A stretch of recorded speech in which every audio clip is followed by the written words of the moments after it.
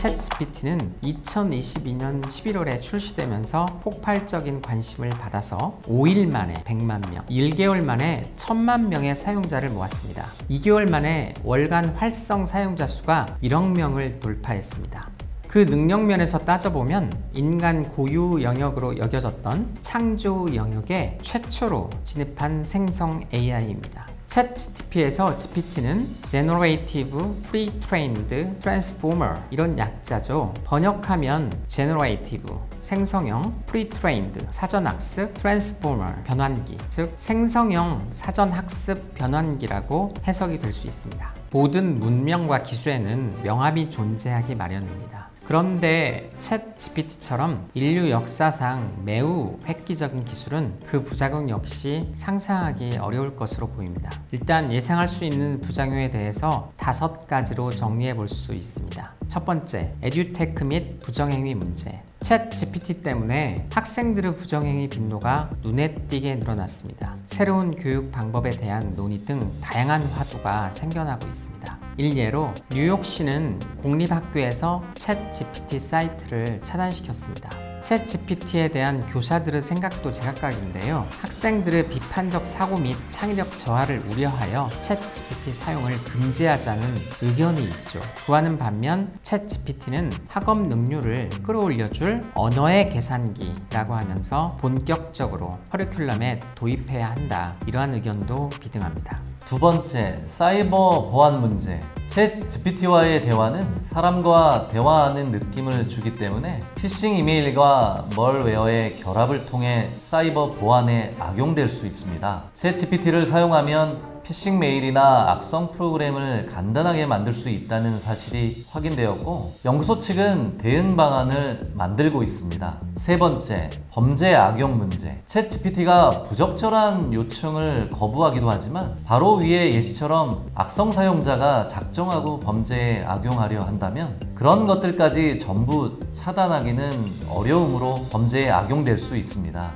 네 번째, 가짜 뉴스의 대량 생산 문제. 가짜 이야기를 만들어내는데 드는 비용이 사실상 제로이기 때문에 악한 마음만 먹으면 대량의 가짜 뉴스를 생성, 배포할 수 있습니다. 다섯 번째, 기밀 정보 유출 문제. 챗 GPT에 입력한 질문은 AI의 학습에 사용될 수 있으며 오픈 AI 운영 측에서 해당 내용을 모두 읽어볼 수 있습니다. 그래서 만에 하나 오픈 AI가 해킹을 당할 경우 해당 정보가 유출될 가능성이 있습니다. 우리나라의 예로 삼성전자 DS 부분에서는 직원들이 사내 기밀인 반도체 설비와 관련된 소스코드 등을 챗 GPT에 입력하는 사례가 발생한 일을 겪고서 챗 GPT의 사용을 금지한 사실이 있습니다. 챗 GPT에 대한 뜨거운 호응은 다른 생성형 AI 개발에 불을 붙였습니다. 국내외에서 개발되고 있는 생성형 AI들을 잠깐 살펴보면 미국의 구글에서는 바드라는 이름의 생성형 AI를 개발 중입니다. 이 바드는 챗 GPT와 비슷한 기능을 가졌는데 한 가지 더 최근에 일어난 일에 대해서도 답변이 가능하다고 합니다. 중국의 바이두에서 개발하는 생성형 AI의 이름은 어니봇입니다. 어니봇은 독립형 애플리케이션을 출시한다고 합니다. 한국의 네이버에서도 2023년에 생성형 AI를 출시한다고 합니다. 그 이름은 서치 GPT인데요. 우리나라에 적합한 생성형 AI라고 합니다.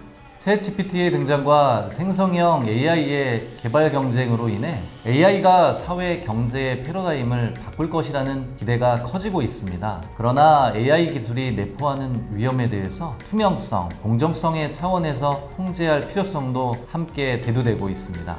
이제 각국은 윤리규범 마련의 차원을 넘어서서 AI를 통제해야 한다는 점에서 공감하고 있으며 일부 국가는 선제적으로 인공지능 법안을 마련하고 있다고 합니다. 유럽연합 EU는 AI 규제에 가장 적극적인 행보를 보이고 있습니다.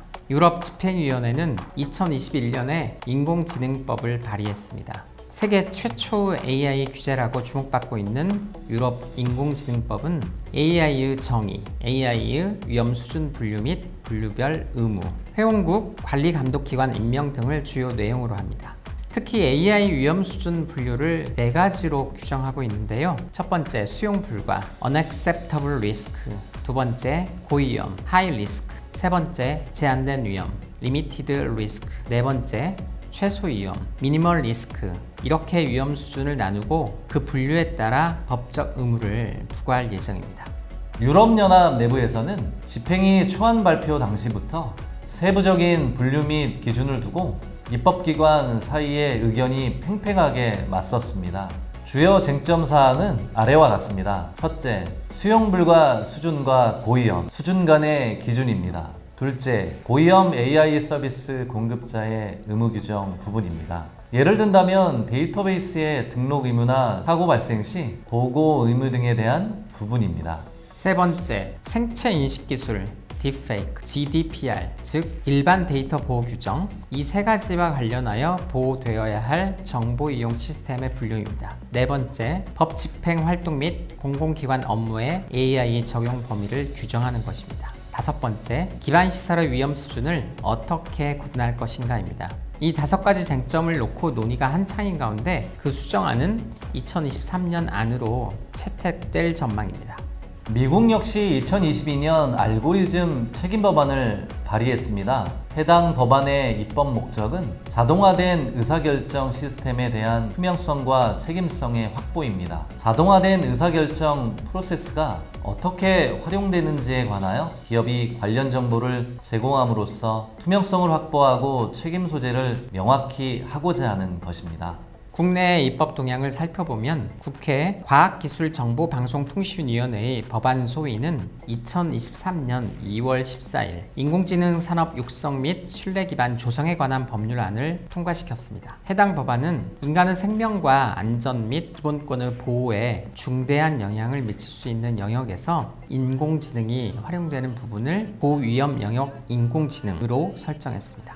고위험 영역의 인공지능을 이용한 제품 또는 서비스를 제공하는 사업자는 이용자에 대한 사용거지 의무와 인공지능의 신뢰성과 안전성을 확보하기 위한 조치 의무를 준수해야 합니다. 이 법안은 현재 국회 법제사법위원회와 본회의 심사를 남겨두고 있다고 합니다.